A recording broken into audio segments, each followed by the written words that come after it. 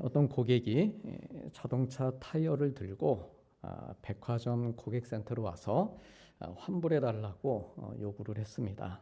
그런데 영수증을 가지고 오지 않았습니다. 언제 샀는지, 또 얼마에 이 타이어를 샀는지, 그리고 정말 이 백화점에서 샀는지 확인할 수가 없었습니다. 그러면 이런 경우 점원이 어떻게 해야 할까요? 이 백화점의 점원은 이 고객에게 타이어를 얼마에 샀는지를 물어보고 고객이 말하는 금액대로 모두 환불해 주었습니다. 그런데 이상한 것은 이 백화점에서는 자동차 타이어를 팔지 않았습니다. 그런데도 환불을 해준 것이죠. 이 점원은 물론 이 백화점은 어떻게 되었을까요? 점원은 해고되었을까요? 이 백화점은 망했을까요? 이 일은 그 사람들 사이에 크게 회자됩니다. 그리고 백화점은 수백만 달러 가치의 홍보 효과를 얻게 됩니다. 20년 전 일인데 당시 이 백화점에서 타이어 가격으로 물어준 비용은 29달러, 우리 돈으로 5만 원이 채 되지 않는 돈이었습니다. 그러나 돈으로 환산할 수 없는 큰 가치의 이득을 본 것입니다. 이 이야기는 심리학자인 조지 실버만의 입소문을 만드는 100가지 방법이란 책에 소개된 내용입니다. 미국에서 최고급 백화점 중 하나로 꼽히는 노드스트롬이라는 백화점 이야기이고 지금도 최고의 고객 서비스로 명성이 높은 곳입니다. 이 백화점에서 시행하고 있는 환불 정책의 모토, 표어는 100% 환불, 100% 고객 만족이라고 합니다. 그래서 바로 이 정책에 따라서 그 백화점 직원이 친절하게 환불을 해준 것입니다. 이런 것을 가리켜서 소위 입소문 효과 혹은 입소문 마케팅이라고 합니다. 의도한 것은 아니지만 좋은 미담이 입소문을 타고 많은 사람들에게 널리 전파가 되어서 엄청난 효과를 얻는 것을 말합니다. 이러한 입소문 효과는 특히나 오늘날 온라인이나 SNS 시대를 사는 우리 현대인들에게 더욱 민감하고 크게 와닿습니다. 유튜브나 인스타그램 등의 소재나 분야, 컨텐츠에 상관없이 핫한 게 뜨게 되면 빠르게 공유되고 열심히 퍼날르죠. 그리고 금세 유명세를 타게 됩니다. 어느 집 음식이 맛있다더라 하면 줄 설 준비를 하고 가야 합니다. 맨발로 걷는 게 좋다더라 하면 금세 맨발 열풍이 붑니다. 뭐가 좋다더라, 누가 잘한다더라, 입소문을 타면 대박이 납니다. 성경에도 보면 입소문 효과를 본 사람들의 이야기가 나옵니다. 얼마 전에 우리가 나누었던 룻도 입소문 효과를 톡톡히 본 사람입니다. 보아스의 밭에 이삭을 주우러 온 룻에게 보아스가 네가 시어머니 나오미에게 행한 모든 것과 너의 부모와 고국을 떠나 전에 알지 못하던 백성, 즉 이 유다 땅으로 이 베들레헴으로 온 일이 나에게 분명히 알려졌고 또한 네가 현숙한 여자인 줄을 나의 성읍 백성이 다 안다라고 했습니다. 다 퍼졌다는 것이죠. 룻의 아름다운 선행이 입소문을 탄 것입니다. 그리고 그 결과 보아스와 결혼하게 되고 또 그 기업 물을 자의 혜택을 받고 다윗과 예수님의 계보를 이어주는 일을 하면서 성경에서 가장 유명한 사람 중에 하나가 됩니다. 그런데 이처럼 성경에서 입소문을 타 유명하게 된 사람들을 보면 그들의 출신이나 배경을 따지지 않고 하나님께서 그들의 삶에 구체적으로 섭리하시는 것을 우리가 어렵지 않게 찾아볼 수 있습니다. 구약에서 가장 입소문이 난 지도자 두 사람을 꼽으라면 모세와 다윗입니다. 왜냐하면 모세는 이스라엘의 종교적 기반을 다진 사람이고 다윗은 그 기반 위에 정치와 외교 그리고 군사적 그 주춧돌을 놓은 사람이기 때문입니다. 또한 모세는 이스라엘을 약속의 땅으로 인도했고 다윗은 그 땅의 경계, 약속의 땅의 경계를 최대한으로 넓힌 인물입니다. 구약의 절반 이상이 직간접적으로 이 두 사람과 관련된 내용이라 해도 과언이 아닐 정도로 참으로 유명하고 탁월한 사람들입니다. 그런데 실은 이 두 사람 모두 대단한 배경을 가지고 있지는 않았습니다. 모세는 노예 가정에서 태어났고 나일강 갈대밭에서 겨우 살아난 목숨이었습니다. 또 다윗은 광야로 둘러싸인 베들레헴의 목동 출신이었습니다. 비단 이들뿐만 아니라 에스더는 일찍이 부모를 잃은 포로 집안의 딸이었고, 마리아는 작은 산골 나사렛 출신의 평범한 소녀였습니다. 베드로와 안드레, 야고보와 요한은 어부일을 했었고, 삭개오와 막달라 마리아는 세리와 창기 출신이었습니다.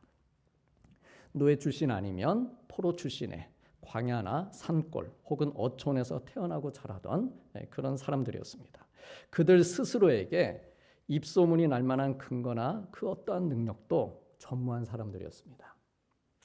그런데도 이들이 입소문이 나게 된 것은 하나님의 섭리와 은혜였습니다.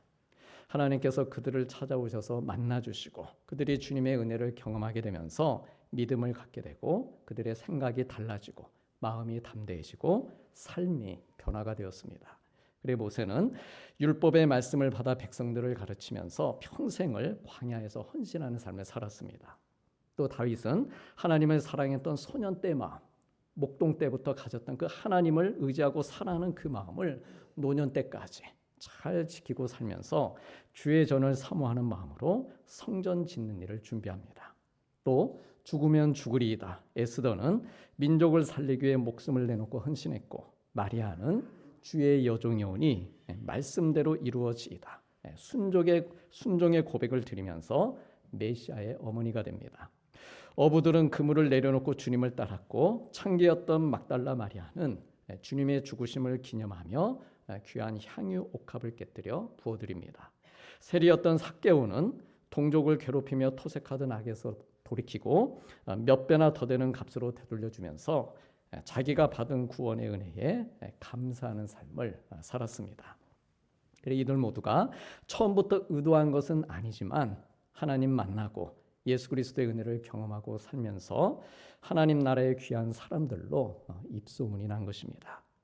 특히 주님께서는 향유를 부어드린 막달라 마리아에 대해서 온 천하에 어디서든지 이 복음이 전파되는 곳에서는 이 여자가 행한 일도 말하라는 것이죠. 이 여자의 일을.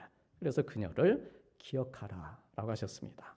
창기로 살면서 사람들의 정죄와 입방아에 오르내리던 여인을 복되게 하시고 좋은 입소문이 나게 해주셨습니다.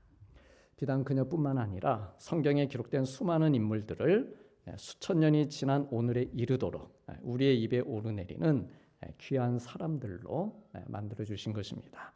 그래서 우리 하나님은 최고의 입소문 마케터이십니다. 하나님은 우리를 자랑하길 원하십니다. 우리가 사는 모습, 우리의 믿음, 우리의 순종, 우리의 헌신을 기억하시고 그것을 많은 사람들의 입에 자랑하기 위함이 아니고 그냥 그 사람을 단지 높이기 위함이 아니고 그러한 그의 삶을 축복하시고 입소문이 나도록 그렇게 우리의 삶에 관심을 가지시고 우리를 선한 길로 인도해 주시는 분입니다. 낮은 자를 불쌍히 여겨서 높이시고 넘어진 자를 일으켜 주시고 고난 가운데 있는 사람들을 구원해 주시는 분입니다. 약한 사람 일으켜 주시고 가난한 사람에게 내가 여기 있다 주님을 보여주시고 마음이 상한 자를 위로해 주시는 분입니다. 방황하는 많은 하나님의 사람들이 있는데 그 주님의 자녀들을 돌아오게 하시고 우리를 미워하는 악한 사람들로부터 우리를 구해 주시고 그리고 주의 얼굴을 우리에게 비춰주시는 분입니다. 그래 누구든지 하나님의 그 은혜와 사랑을 받고 우리 주님을 믿음으로 받아들이면 하나님의 귀한 자녀들이 되게 하셔서 우리가 말하고 행하는 일들도 좋은 입소문이 나게 해주시고 기억하게 해주십니다. 복음의 선한 영향력으로 살게 하시면서 직장에서나 사회에서 또한 우리가 만나는 사람들마다에게서 입방아가 아닌 좋은 입소문의 사람들이 되게 해주십니다. 올 한 해도 이런 복된 성도님들 되시기를 축복합니다. 오늘 본문에도 보면은요 초대교회도 입소문이 납니다. 그리고 그 시작에는 베드로가 전한 복음의 메시지가 있었습니다. 이들 초대교회 성도들과 또한 초대교회가 좋은 입소문이 나게 되는데 그 근원이 무엇이었느냐? 일단 복음의 메시지가 선포되었다라고 하는 것이죠. 사람의 말이 아니라 하나님의 은혜, 하나님의 능력이 나타나는 하나님의 사랑을 전하는 복음의 메시지. 그것을 통해서 성도든 교회든 소문이, 좋은 입소문이 나도록 이렇게 해주십니다. 모두가 회개하여 예수 그리스도의 이름으로 세례를 받고 죄의 사함을 받으면 성령의 선물을 받을 것이다. 이 복음의 메시지를 전합니다. 그래서 이 복음의 말씀을 듣고 세례를 받은 사람들의 수가 3,000명이 더해집니다. 그리고 이들이 사도들의 가르침을 받고 서로 교제하면서 떡을 뗍니다. 그리고 기도하기를 힘씁니다.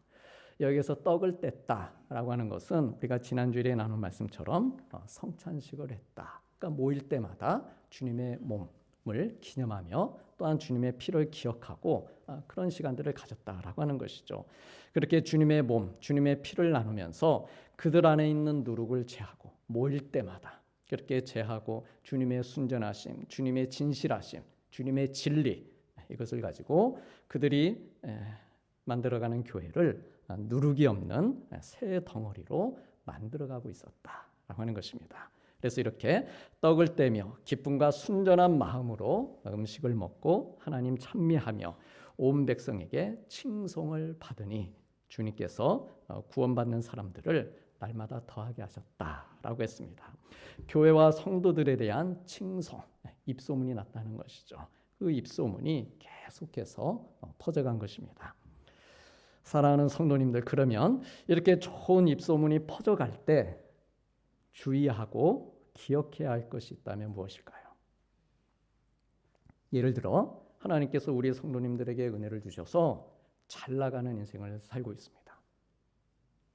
생각해 보십시오. 상상해 보십시오. 직장에서도 인정받고 물질적으로도 여유가 있게 되었고 자녀들도 잘 자라고 있고 건강도 별 문제가 없고 사람들로부터 존경과 칭찬을 받으며 살고 있습니다. 저 집은 뭘 해도 잘 되는 집안이다. 흥하는 가정이라고 하는 부러움도 받고 있습니다. 좋은 입소문 속에 날마다 더해지는 삶을 살고 있습니다. 그럴 때 주의하고 기억해야 할 것이 무엇일까요? 그렇게 한번 되어보기라도 하면 좋겠다 생각하실 수도 있을 것입니다. 네, 우리 성도님들의 그 기대와 바람대로 구하고 기도하는 대로 그렇게 되실 수 있기를 축복합니다. 그렇게 되셨습니다. 하는 일마다 계획하는 것마다 잘 이루어지고 있습니다. 날마다 더해지고 높아지며 칭송을 받게 되었습니다. 시기나 입방아가 아닌 존경과 입소문을 타게 되었습니다. 그럴 때 정말 주의하고 기억해야 할 것이 무엇일까요? 우리 자녀들이 시험을 보고 성적표 가져와서 이제 보여주는데 100점 맞았습니다. 그럼 우리 대한민국 엄마들 뭐라고 합니까? 방심하지 마. 지금부터가 진짜 정신 바짝 차리고 엄마 말 꼭 기억하고 다시 시작하는 마음으로. 별 칭찬이 없죠. 우리 성도님들, 하나님께서 우리가 잘 나가고 있을 때 직장에서도 가정에서도 또 우리 자녀들도 내 건강도 잘 모든 환경이 좋고 잘 나가고 있을 때 하나님께서 우리에게 뭐라고 말씀하실까요? 더 겸손해져라 그러실까요? 긴장의 끈은 널 놓치면 안 되고 너 더 열심히 살아야 돼 그러실까요? 하나님께서는 우리가 사명을 기억하길 바라십니다.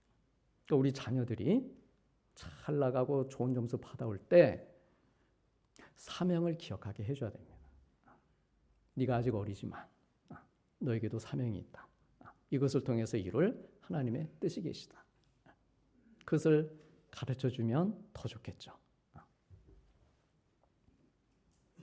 하나님께서는 우리가 고난을 통해서 혹은 아픔을 통해서 사명을 주시기도 하고 선물을 통해 사명을 주시기도 합니다. 그러니까 좋은 거 싫은 건 없는 것이죠. 내가 현재 당하고 있는 어려움도 혹은 내가 지금 잘 나가고 있는 것도 이 모든 것은 사명을 위한 것이다 라고 하는 것이죠. 오늘 본문에 나오는 초대교회와 성도들 구원과 성령의 선물을 받았습니다. 아까 읽으신 말씀대로 성령의 선물을 받고 날마다 더해지고 칭송을 받고 있던 이들에게 기억해야 될 사명이 있었습니다. 어떤 사명이었을까요? 우리 다 함께 사도행전 8장 1절 말씀을 화면으로 같이 보시겠습니다. 그날에 예루살렘에 있는 교회에 큰 박해가 있어 사도 외에는 다 유대와 사마리아 모든 땅으로 흩어지니라. 앞에 기록된 2장 말씀과 어떻습니까? 정반대의 일이 생겼습니다. 온 백성으로부터 칭송을 받고 있던 그 교회가 큰 박해를 받고 날마다 더해지던 성도들이 유대와 사마리아 모든 땅으로 흩어지고 있습니다. 이러다 교회가 끝나는 거 아니냐. 좀처럼 이해되지 않는 그런 상황입니다. 그렇게 부흥하며 잘 나가던 교회와 성도들이었고 게다가 얼마 전 초대교회는 7명의 집사들을 세워서 교회를 더욱 견고하게 세워가고 있었습니다. 계속해서 기도했고 성전에 모이기를 힘썼습니다. 우리가 읽으신 대로 떡을 떼며 신실하게 주님의 몸처럼 살고 있었습니다. 흠이 없었습니다. 교회에. 그러면서 날마다 더해지고 있었습니다. 그런데 그런 교회 외에 갑작스럽게 큰 박해가 어려움이 찾아오고 비단 교회뿐만이 아니라 우리 개인적으로도 적용할 수 있겠죠. 우리 가정으로도 일터로도 적용할 수 있겠죠. 왜 갑자기 이런 어려움이 찾아오고 성도들은 뿔뿔이 흩어져야만 했을까? 그것은 그들이 사명을 잊고 있었기 때문입니다. 예루살렘과 온 유대와 사마리아와 땅 끝까지 이르러 주님의 증인이 되라. 내 증인이 되어 살아다오. 그 사명을 잊고 있었기 때문입니다. 주님이 그들을 미워하셔서도 아니고 성령이 역사하지 않거나 그들을 돕지 않으셔서도 아니었습니다. 그들이 사명을 잊고 있었기 때문이었고 오히려 주님이 살아계시고 성령님이 계속 그들 가운데 일하고 계셨기 때문에 사명을 위해서 고난을 허락하시고 흩어지게 하신 것입니다. 어땠습니까? 이들이 열심히 모여 기도했지만 사명을 잊은 채로 기도하고 있었습니다. 떡을 부지런히 떼며 나누었지만 울타리 밖을 위한 떡은 없었습니다. 칭송을 받았지만 그것을 복음 전도를 위한 명령으로 듣지 못했습니다. 눈을 밖으로 돌려서 복음의 영역을 넓혀야 했는데 센서가 무뎌진 것입니다. 민감하지 못했습니다. 그래 하나님께서 핍박이라고 하는 이 비상한 방법을 사용하셔서 강권적으로 성도들을 흩어지도록 하신 것입니다. 웬만해서는 흩어지지 않죠. 웬만해선 계속해서 모여가는 그 사람들을 흩으실 방법이 없는 거예요. 그래 박해를 통해서 흩어지게 하시는 것이죠. 웬만해서는 사명의 길로 잘 나가지 않습니다. 그럴 때는 하나님께서 조치를 취하시는 것이죠. 무엇이든. 그래 흩어지게 되는 결정적인 사건이 사도행전 7장에서 스데반이 순교한 일이고 또 8장 초반부에 나오는 이 바울이 교회를 핍박한 일입니다. 8장에 보면 스데반을 장사한 성도들은 크게 울고 있고 사울은 교회를 잔멸하기 위해 각 집에 들어가 남녀를 끌어다가 옥에 넘기고 있습니다. 교회 안에 같이 떡을 떼고 같이 모여서 기도하고 있던 그 초대교회 성도들이 지금 감옥에 가 있는 것이죠. 그러면 우리 사랑하는 성도님들, 초대교회와 성도들에게 닥친 이 큰 박해와 그들의 눈물의 끝이 무엇이었을까요? 사울이 교회를 잔멸하려고 했던 계획이 과연 성공했을까요? 크게 울며 애통하던 성도들의 눈물은 영영이 마르지 않은 채 그대로 계속 그런 상황이 벌어지고 있었을까요? 이와 같은 일련의 사건들이 일어난 후에 초대교회의 그 다음 모습을 요약해서 보여주고 있는 말씀이 오늘 우리가 두 번째 읽었던 본문 말씀인 사도행전 9장 31절 말씀입니다. 우리 다 함께 사도행전 9장 31절 같이 보시겠습니다. 그리하여 온 유대와 갈릴리와 사마리아 교회가 평안하여 든든히 서가고 주를 경외함과 성령의 위로로 진행하여 수가 더 많아지니라. 아멘. 우리가 아까 2장 읽고 그다음에 9장을 읽었습니다. 근데 그게 2장의 연장선에서 9장이 아닙니다. 이렇게 해서 그래서 이렇게 흥황해 갔구나. 그게 아니고 중간에 7장, 8장에 그 박해와 어려운 상황이 있었던 것이죠. 그 이후에 좀 전에 있는 이 말씀이 기록이 된 것이죠. 핍박 속에서도 부흥하는 교회와 성도들의 모습을 보여주고 있습니다. 우리 성장기 아이들이 한번 아프고 나면 몸도 마음도 훌쩍 자라는 것처럼 교회와 성도도 마찬가지입니다. 핍박이 초대교회와 성도들에게 사명을 기억하게 해주었습니다. 그리고 핍박을 받으면서 믿음을 잃어버려서 그들이 흩어진 것이 아니고 복음을 전하기 위해 흩어진 것이죠. 예루살렘을 넘어 인근 유대 지역은 물론이고 갈릴리 그리고 사마리아로 복음의 지경이 확장됩니다. 그러면서 교회가 다시 평안을 되찾게 되고 든든히 서가면서 성도들의 수가 더 많아지고 성장하는 기회를 맞이합니다. 핍박 사건이 성장통이 된 것입니다. 그래서 이 9장 31절을 보면 핍박 속에서도 교회와 성도가 크게 부흥하면서 나타나는 4가지 특징이 기록되어 있습니다. 첫째는 평안함이고, 둘째는 든든함이고, 셋째는 주를 경외함, 그리고 마지막 넷째는 성령의 위로입니다. 이 4가지 특징 혹은 은혜를 기반으로 해서 초대교회와 성도들은 다시금 큰 부흥의 역사를 이루어가게 됩니다. 초대교회가 핍박 속에서도 부흥할 수 있었던 첫 번째 비결, 그것은 주님이 주시는 평안함이었습니다. 박해를 받는 상황 속에서도 누리는 그 심령의 평온함이었습니다. 세상이 말하는 평안은 무엇입니까? 아무런 문제가 없는 상태를 뜻합니다. 하지만 이러한 평안은 상황이나 형편이 변하면 금방 사라지고 맙니다. 성경이 말하는 평안, 그것은 문제가 없는 상태를 말하지 않습니다. 문제 가운데서도 평정심을 잃지 않고 주님이 주시는 그 평안을 누리는 평안입니다. 예루살렘 교회의 그 눈물과 흩어짐이 다른 지역의 복음의 역사를 이루었듯이 우리 주님이 주시는 평안은 문제와 고난, 역경 속에서도 개인과 가정 그리고 교회를 부흥으로 이끌어줍니다. 민수기 6장에 여호와는 그의 얼굴을 너에게로 향하여 드사 평강 주시기를 원하노라 라고 하는 말씀처럼 하나님께서 우리에게 얼굴을 향해 주실 때 우리는 평안을 얻게 됩니다. 얼굴을 향해 주신다. 뭘까요? 어디 계시지? 얼굴을 향해 주신다. 이것은 하나님의 눈, 코, 입을 보여주신다는 뜻이 아니라 하나님의 임재하심으로 우리와 함께해 주시는 것을 의미합니다. 즉 말씀 가운데 임재해 주시고 예배 가운데 함께해 주시는 은혜. 이게 하나님께서 우리에게 얼굴빛을 비춰주시는 것이죠. 그래서 하나님의 얼굴을 보는 것이고 그러면서 우리가 성경을 읽는데 마치 하나님을 본 것 같은 것이죠. 기도를 하는데 그 가운데 우리가 하나님의 임재를 경험하는 것입니다. 하나님을 보는 것이죠.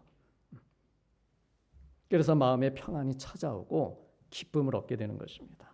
그래서 이러한 평안과 기쁨을 가지고 또 한 주간 세상에 나가 살면서 세상이 비록 악하고 험하고 시험과 시련을 가져다 주지만 그럴지라도 우리가 각자 흩어져 사는 그곳들에서 믿음으로 승리하는 삶을 우리가 살아가는 것입니다.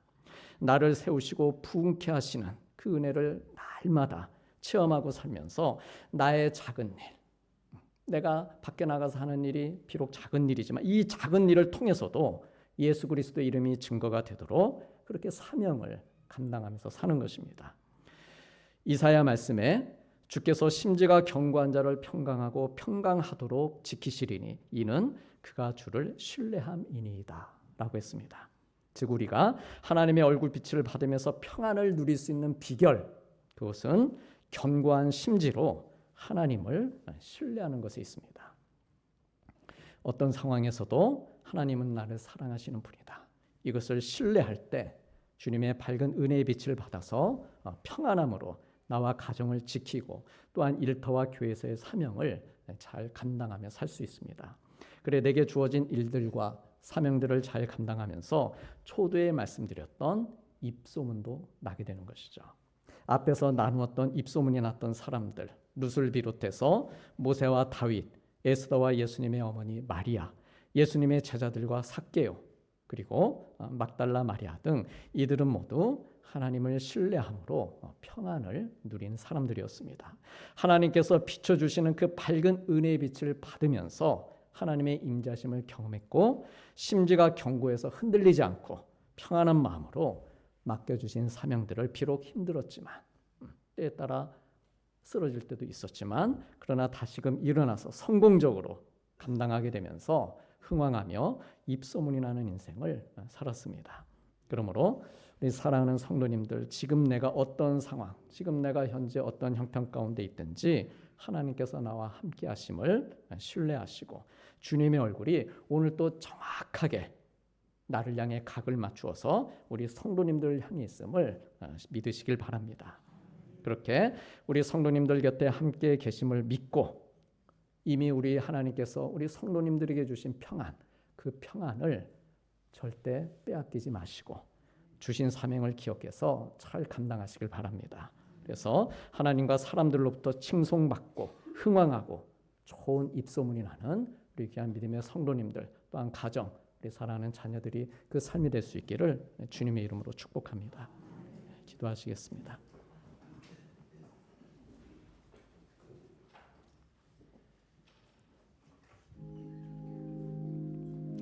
하나님을 찬미하며 온 백성에게 칭송을 받으니 구원받는 사람을 날마다 더하게 하시니라. 예루살렘에 있는 교회에 큰 박해가 있어 유대와 사마리아 모든 땅으로 흩어지니라. 그리하여 온 유대와 갈릴리와 사마리아 교회가 평안하여 든든히 서가고 수가 더 많아지니라. 아멘.